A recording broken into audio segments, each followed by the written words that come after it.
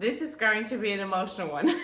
I haven't even started filming and I can already feel the tears coming up, but nothing you guys haven't seen that, so let's go. Trauma anniversary. It was a few weeks ago that it was the anniversary of my mom passing. And did I not have any idea of how intense that was going to be? What we're going to talk about today is not only important to you if you have lost somebody and now the anniversary of their death is coming up, but you can relate this to any trauma anniversary that you've had. Whatever it is that you've gone through, once it hits a year, this is an incredibly significant time and you are going to feel your emotions all over the place. You need to be prepared for this day because it's not only the day that is going to be very painful, but also the entire period around it. I realized, for example, weeks before how emotional I got.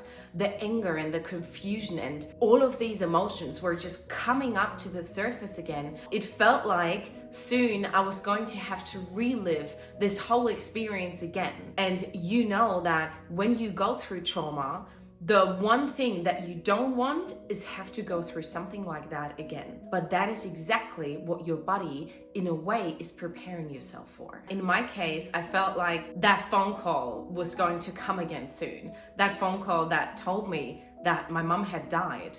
And it's so scary because you know it's already happened, but you also know that now it's been a year, and a year that is such a long time in a way. And it also makes you realize that it now has been a year and there's going to be another year and another year and another year, and you're just going to have to live without that person or with that trauma that you have gone through. You're going to have to live with that forever. There's never going to be an escape. There's never going to be an end to it. There's never going to be a time where you say, now it is finished. And that is what I think makes it so incredibly hard. And it's fascinating to me how much your body is actually going through all this with you. Because if you think about it, those emotions that you've had a year ago, they're stored in your body. There's cells that remember exactly how you felt. And now those cells are coming back up to the surface. And all these emotions that you felt on the day that it happened, and probably days, weeks, months afterwards, they're now all coming back up and making our lives super hard. That was really American. Why did I say that in such an American accent? So here are a few things that are probably going to happen a few weeks before your trauma anniversary is coming up.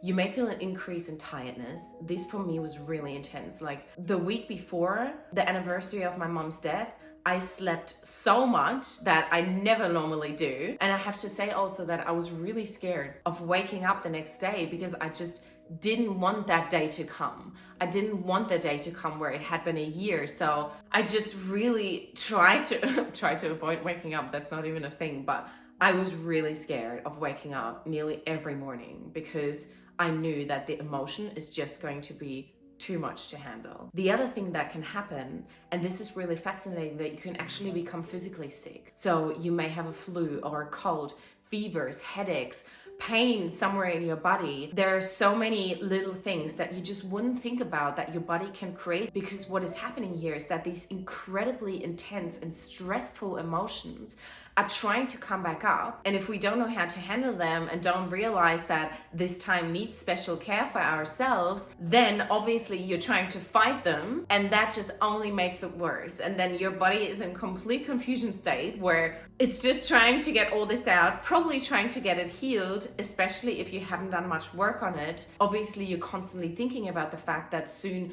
that trauma anniversary is going to happen. So you're dreading the day more and more, trying to push it away, trying to not let those emotions come up all over again. And therefore, we have this constant battle inside that then actually can make us physically sick. Here's a fascinating fact about this that I read in this book that I'm just going to pop up on the screen because I forgot the name right now.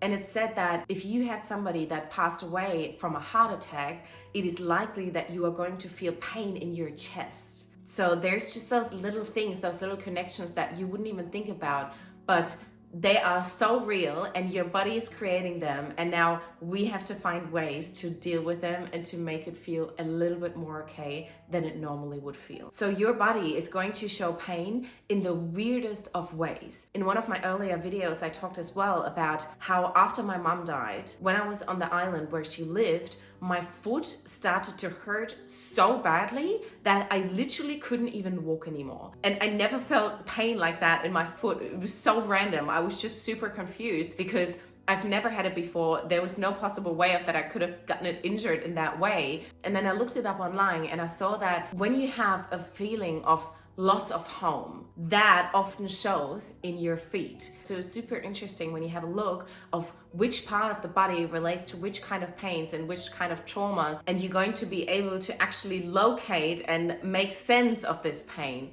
a lot more. Because I know that it's just sometimes it's so difficult because you're so confused and you're so angry, and then all these things are happening in your body and you don't want them to happen, and it's just a big mess in your body, in your head, in your heart, in your soul, and everything. And I also want you to know that if there's nobody who's giving you this love right now, that I'm just beaming all the love that I have inside my body to you, because I know how painful it is, and I know how heartbreaking and excruciating and all the bad things it can be when you have to go through a trauma anniversary. It really is not easy. So I really want you to take those weeks beforehand and the weeks afterwards and be kind to yourself.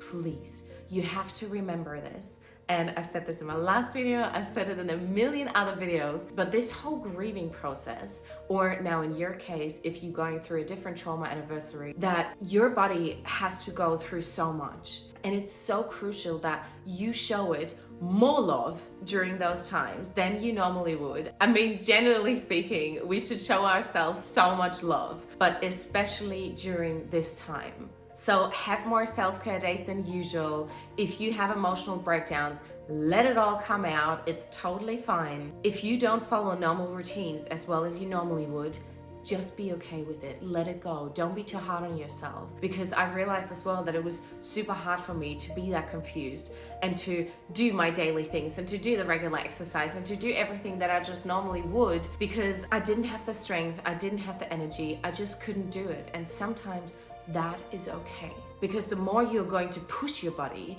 and to be accepting of what is happening in that moment, the more it is going to come up, as it usually does. We have been through this, and we all know that the more you push something away and the more you push it down and want to get it out of the way, the more it is going to rise up to the surface in ways that we don't want it to. And one of the biggest emotions that is probably also going to come up during this period is anger. That anger about the fact that it happened, that anger about what you could have done differently, the anger around so much of that trauma that happened to us. It is going to come up full force, but if you check out this video that I posted, you are going to learn how to deal with this anger.